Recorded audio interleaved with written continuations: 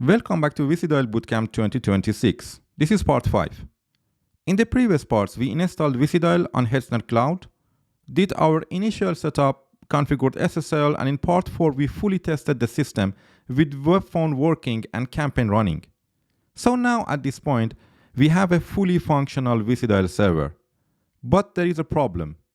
It's completely open to the internet. And if you've been checking your Asterisk logs, you've probably seen it. Let's take a look. I will SSH to my VCBox system and I will go to the var log asterisk. That's where the asterisk log files are saved. And there is a log file messages. Let's open this file. You can just use the cat command, cat messages. And it's just a matter of time so that they start scanning. So you can just scroll and see there are a lot of registration attempts from known IPs that they want to get access to your system. The attacks have started already. Bots are scanning your SIP ports and trying to brute force your credentials. And if we don't fix this now, it's only a matter of time before someone gets in. So in this video, we're going to lock everything down using the VCBox built-in firewall, IP whitelisting, and the dynamic portal. So only authorized users can access the system. Let's get into it. Alright, so the first thing we need to do is to enable firewall in our VCBox server. By default, after a fresh VCBox install, the firewall is not running. Everything is wide open. That's fine during the installation and testing, but now that we are going into the production, we need to turn it on. So you need to SSH to your server. And in order to check if the firewall is running or not, you can use the systemctl status firewalld. And as you can see, by default, it's inactive. In order to enable that one, we can systemctl enable firewalld. And also, we need to run systemctl start firewalld. So the first command will enable the firewall service so that if we reboot our system, it's still enabled. And the second one will start the firewalld. So now if we run the systemctl status firewalld, you should see active and running in green. If you see that, we're good. The firewall is now up. But there is the important thing to understand. Right now, the firewall is running with default settings, which means it might block everything or allow everything, depends on the default zone. So we need to configure the zones properly, and that's what we'll do in the next step.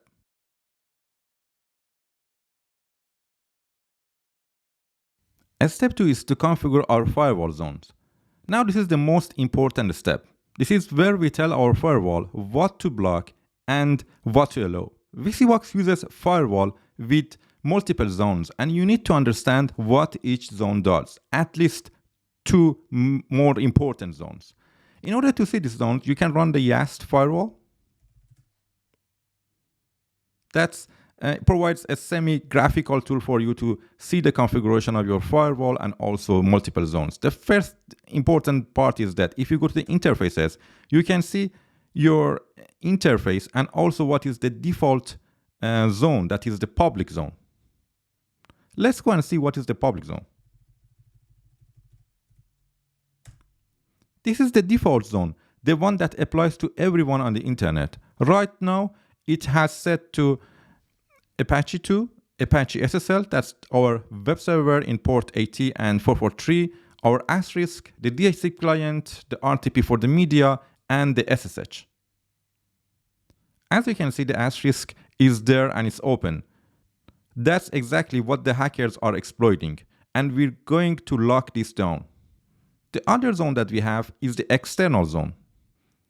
This is the zone for our trusted IPs. Once we whitelisted an IP address, either manually or through the dynamic portal that we will learn how to set it up today, that IP gets moved into this zone and gets access to Apache and asterisk.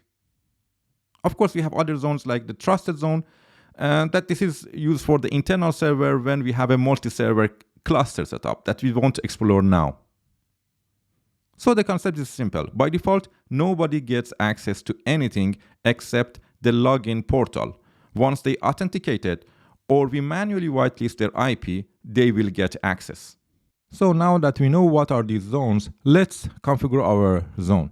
The first step is to go to the public zone, and we need to remove these services: Apache 2, Apache SSL, and asterisk. You can let the SSH and RTP to be here because it's secure enough, and also if you lose your access, you can SSH to your server. So let's remove them. You can scroll by using tab, and then we need to replace them and add these new services: Dynamic Portal and Dynamic Portal SSL. It will give access to our dynamic portal that we will configure in the next steps via HTTP and HTTPS. After some time, we can just stick to the SSL, but for now, just allow both of them. So the services that we have are Dynamic Portal SSL, RTP, and SSH. And also, of course, the DHCP client that won't harm. And let's go to the external zone. Just ensure that we have the Apache SSL, and asterisk here in our external zone as well. And accept. Now here is what you need to know. After you save this, if you are not whitelisted, that you are not till now, you will lose access to the VICIDIAL admin panel from your browser. Don't panic, that's exactly what we want. Your SSH will still work because we kept it in the public zone. We'll get your IP whitelisted in the next step.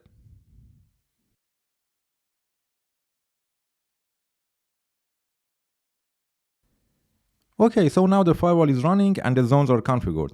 But we need to tell the VB firewall or VCBox firewall which IPs to trust. It does this by reading an IP list from the VICIDIAL database, especially a list called VCWhite. If this list doesn't exist, the whitelist feature has nothing to read from. So let's create it. Before we can start, we need to know that we already closed access to the web. So if you go and wants to actually serve your web page, you won't be able to.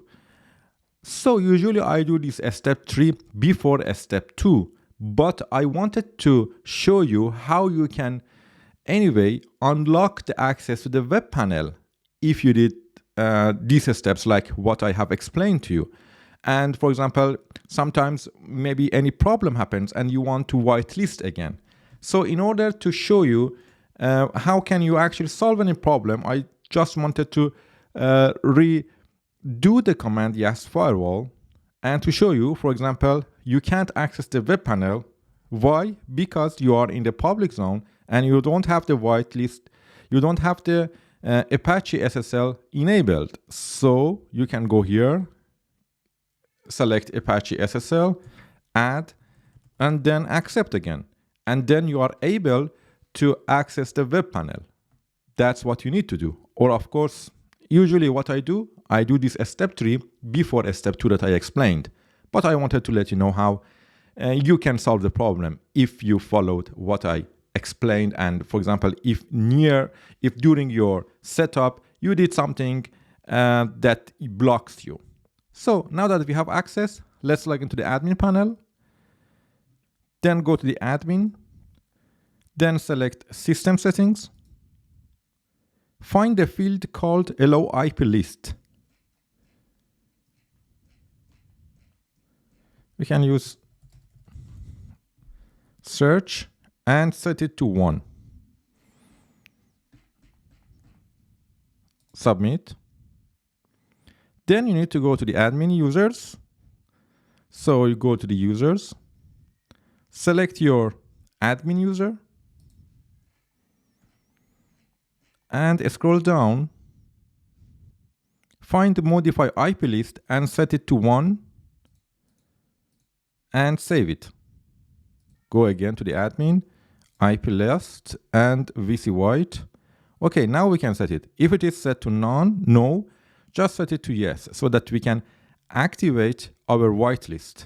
And then you can add your IP address, find your IP address in the Google search, what is my IP address, so that it will show you the public IP address and then add it here and submit. The IPs you put here in this list are permanent. They stay whitelisted until you manually remove them. This is perfect for office IPs, your home IP, or for example, your carrier or other servers that needs constant access. For remote agents with dynamic IPs, that's what the dynamic portal is for, and we'll configure that next. So now we have the firewall running, the zones configured, and the VC white IP list created. But if you remember in the last step, I added the Apache SSL to the firewall. So let's remove that first. Yes, firewall. Go to the public zone and remove the Apache SSL again, because we already created the list, and accept it.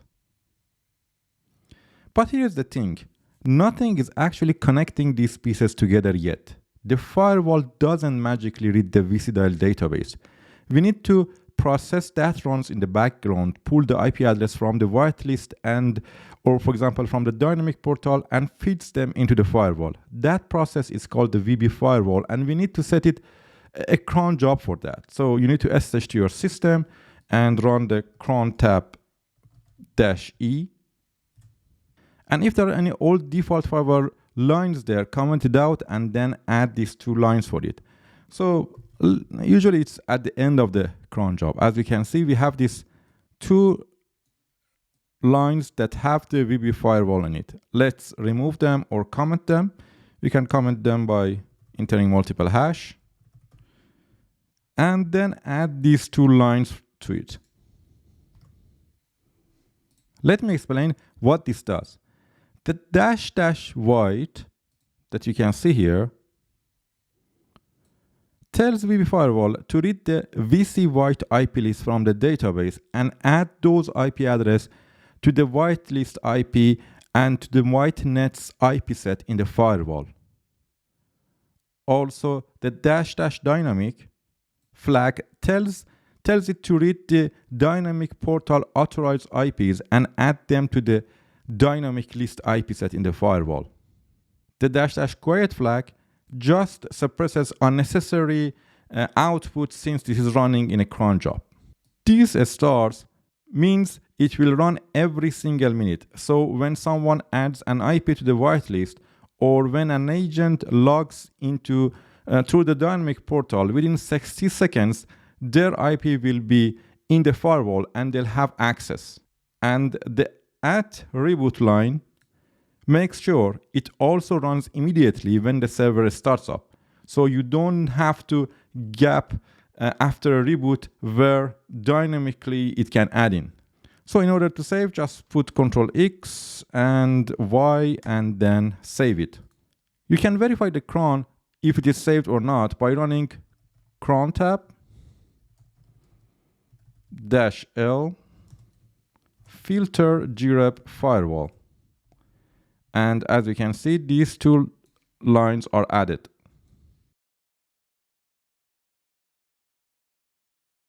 All right, now let's set up the dynamic portal itself. This is a self-service login page that your remote agents will use. Remember, we already opened the ports 81 and 446 when we allowed the dynamic portal and dynamic portal SSL back in step 2. That's where the portal lives. But we need to make sure that we have the correct permissions and so that we are sure everything works. In order to do that, let's run these 2 commands: chmod-r 775 srv www vhosts and dynaportal. And then we need to restart systemctl restart our web server, that is Apache 2. Systemctl restart Apache 2. The first command here sets the correct permission on the dynamic portal files so Apache can serve them properly. And the second command restarts Apache to make sure everything is picked up cleanly. Now here is how the dynamic portal works from the agent perspective. When a remote agent needs to connect to the VICIDIAL, say they are working from home, they need to open their browser and go to your IP address port 446 and then valid8.php or port 81. Let's give it a try. So if I open my dialer 001 and then open port 446 and then valid8.php, of course you need to ensure this is HTTPS, so just enter again. And here is the VCBox dynamic portal. You can use your 666 username and password. What was my password? Let's just give it a try. Yes, and if the login is successful, then you can see the login is validated and you can see your IP address. And if you try again to go to the dialer001.webdev.com in about a minute, then you should be able to open that panel. Let's try. The IP is not added because we need to wait about, let's say, less than 60 seconds.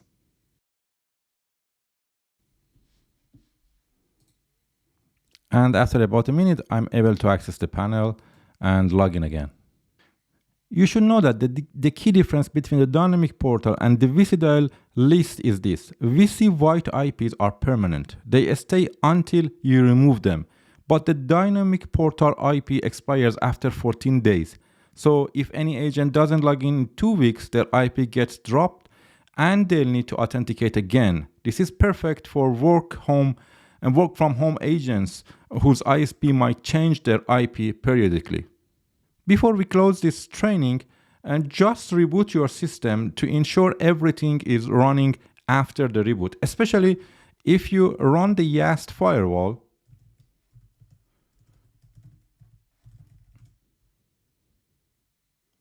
You can see in the startup, this after reboot should be a start on the boot. Of course, because we enable the service, it should be already there, but just double check and reboot your system by typing reboot and test again if you can access to the portal. Just keep in mind that once you authenticate your IP address, then you can't access to the dynamic portal and you can open the URL directly. So if you can't open the URL, go to the dynamic portal. But if you already can open the URL, then your IP is whitelisted and everything is good.